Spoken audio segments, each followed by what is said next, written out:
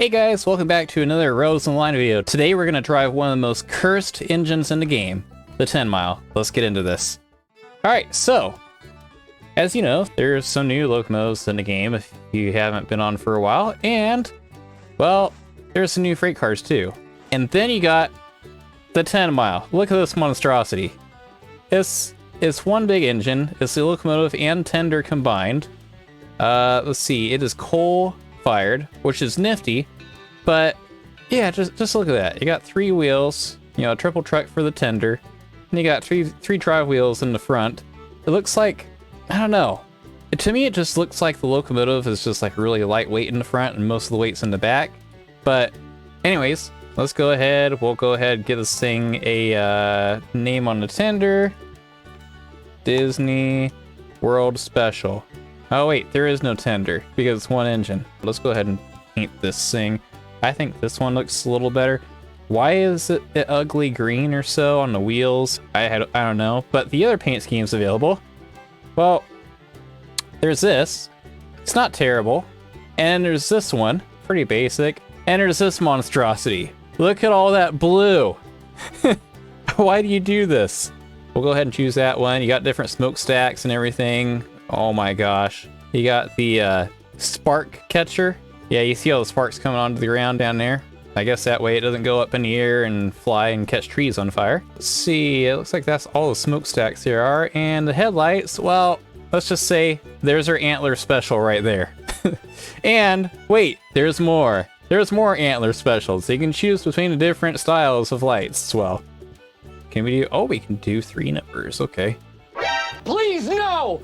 No, I'm not gonna do that. Number 123. That's good enough. $3,400 plus 50 for the extras. That runs us at $3,450. So let's go ahead and hit order there. And there she is, this beautiful masterpiece. Oh goodness. Well, let's go ahead and open up the door there. That's cool. Oh. Was that supposed to happen? I guess so. That is a very weird way of opening up a door, but it happens. There's a handbrake in here. Kind of nifty. Let's go ahead and get this thing fired up. This is very crammed tight in here. Yeah, so, oh my gosh, of all the places to put stuff, he had to put something right here. It goes all the way down. And all the way across. You clearly couldn't put that under the boiler. I just noticed. It also has some windows you can open up too in the back, where you can see a full, nice view of the coal that we're carrying. One interesting about this engine is that, well, there's a different bell sound. So if I ring the bell,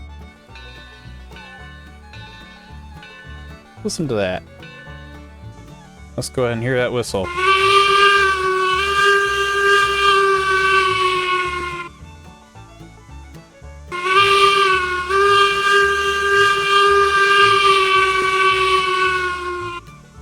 Almost sounds like something that would go on a Shea locomotive. But anyways, let's go ahead and get this thing moving. We got some stuff for this thing to do. We have...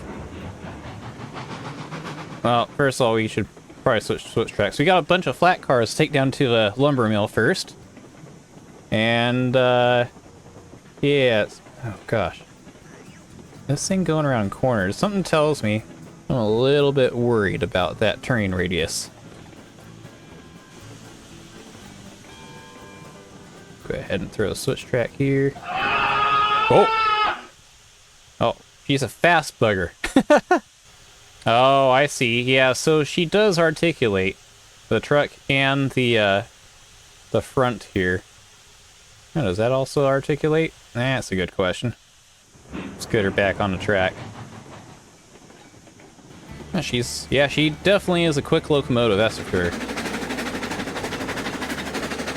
And for those thinking, is Brian really gonna keep using this on his in his railroad videos? Probably not. I'm probably just gonna put it on display. I have a big block in front of the freight depot. Oh yeah, and also I made a little bit of a passenger locomotive out of some wayside cars, just in case you guys are wondering.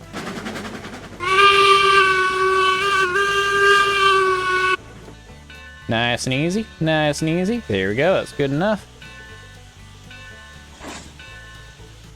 Let's go forward to get the rest of the flat cars over there on the other track. Alright, let's take this nice and slow.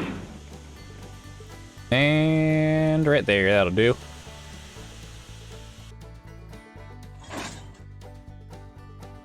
Alright, so if I did my counting correctly, we've got 27 empty flat cars on this train. And let's go ahead and see how well she pulls.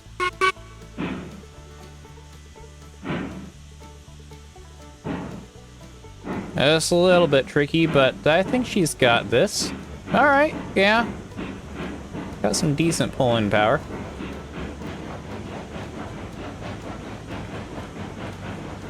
Okay, I have come to a conclusion that the front guide wheels do not pivot independently from the drive wheels.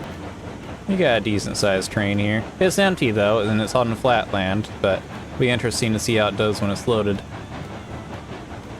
Look at that. My little Union Pacific passenger train. Pulled by number 19. For now, I'll probably switch out the engines in a little bit. Or, yeah, someday.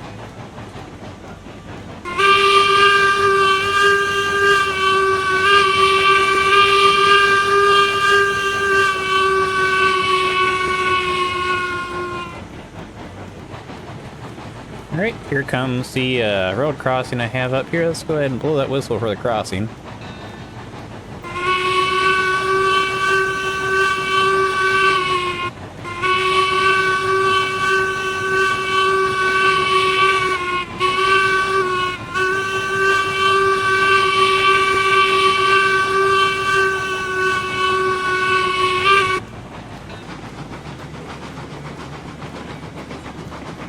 And on to the new track we go. You can see that ballast change there from the really thick stuff to the more fine stuff. You'll notice I kind of redid this area. It used to be a nice little wide track. Kind of the same design in a way, but since I believe it was last video, I redesigned the sawmill. So now you guys get to see a new look of the sawmill. I'm pretty happy with it.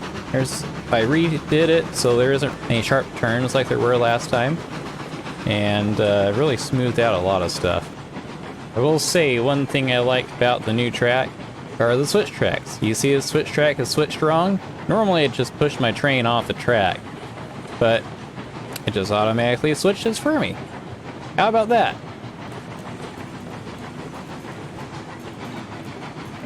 Alright, here we come up to the sawmill. Go ahead and load some lumber first. Go ahead and apply some brakes, reverse power. Oh, it's interesting. I have a 100% brake and my wheels aren't locking up like the other engines do. It's pretty nifty. I don't know if that was just because of an update or if this model is a little different from others. One nifty little trick about these things, and I might have told you guys in the previous video, I'm not sure, either that or his Twitch stream, is you can basically speed these things up. How, you might ask? Well, when it finishes coming around to drop it off, you just double click, and it immediately teleports it over back to get the next piece of lumber. And it is a lot quicker, actually, if you do that. Looks like we're all loaded up there. We'll probably go forward and put maybe, oh, I don't know, probably load up 6 cars of lumber, and the rest is going to be all the wooden beams.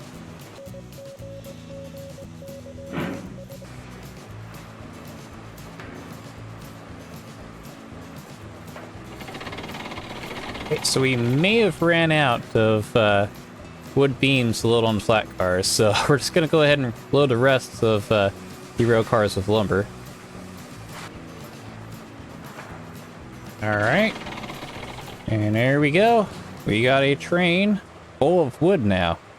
I only have 2 planks on those 2 flat cars because I didn't realize that, well, we ran out of wood beams. And I don't want to waste those 2 because we've got plans. We've got things we need to deliver those to. Important things, because we're running low on that stuff. Let's go ahead and give this thing a shot. 27 cars of lumber. Wood, or whatever you want to call it. Here we go.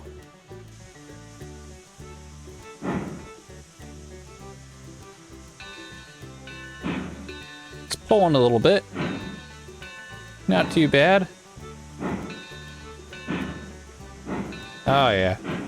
We're going. Didn't seem to be as good as ET, obviously.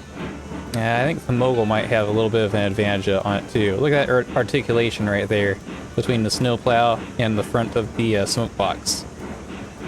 Kind of interesting. It's taken a little while to get up to speed, but it's not absolutely terrible, at least on flat ground. Yeah, we'll sort these rail cars around in train yard, and then I have a special place for this engine. It is probably one of the ugliest engines I've ever seen, but we'll go ahead and make this engine well remembered for.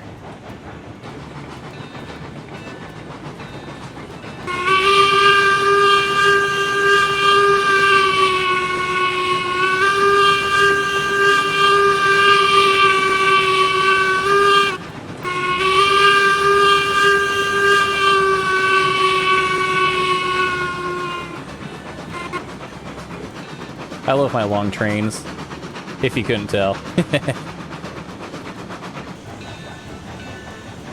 I will say one thing. It's very weird how it has 2 strings for the bell.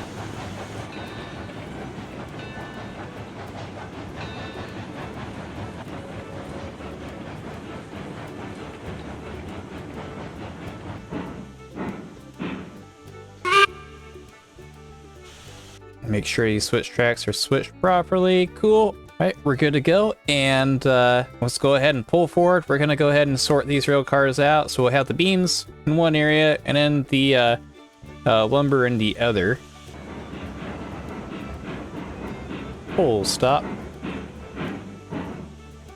Run back here, undo these flat cars full of beams. Handbrake on, pin out.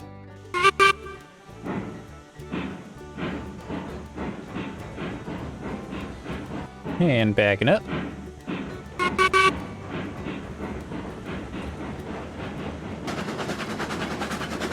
This thing flies. Alright, let's go ahead and get out. We'll see if we can beat it to the switch track before it derails on it. Oh, it's gonna be close. That's gonna be very close. Come on! Gotta get to the switch track. Oh, just barely. Now we have a problem. We have... Oh, I have to undo the pin. Oh no! Whoops. Well, we forgot to change that switch track. We did. We got one. We forgot the other one. Alright, let's go ahead and fix that. There we go. Got that on there. Make sure we got links and pins and all those couplers. Cool, cool. Alright, let's go ahead and collect these rail cars and try this one again. Alright. Oh, that was a hard hit. Alright, looks like that'll do it. Alright, we got it this time. Yeah, it's got some decent pulling power. I guess it does have some good traction on the drive wheels. But, not really my most favorite looking engine, but at least it does still work in the game. So if you're low on money and you only have $3,400 to spend, hey, what's keeping me from saying that you shouldn't buy it, other than the looks? My goodness, this thing is very shaky going at full speed, though. I don't know if I'd trust it. On the other hand, its brakes all by itself work really well. Alright, so I got a really good place for this engine, like I said before, so let's go ahead and get in it. We'll go ahead and give it a stop. I still got some coal in there, but oh well. This thing is absolutely terrible, and it belongs on a special place. Alright, there she is! Right up on the pedestal, where she belongs. Ugliest engine ever. Make a plaque for it. Alright, that'll be it for today, guys. If you liked the video, make sure you leave a like, subscribe, hit the notification button for more, and don't forget to leave a comment down below. And let me know what you guys want to see in the next video. Anyways, hope you guys have a good day, and we'll see you next time. Take care.